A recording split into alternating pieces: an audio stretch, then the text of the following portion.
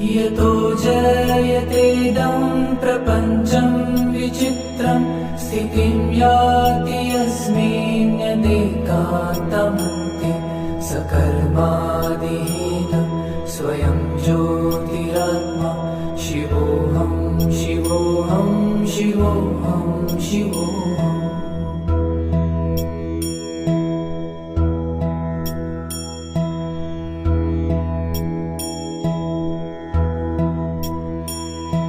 महादेव शम्भो गिरीश त्रिशूलं स्वैदं समस्तं विभाति तयस्मात् शिवदान्यथा दैवतं नाभिजाने शिवोऽहं शिवोऽहं शिवोऽहं शिवोऽहम्।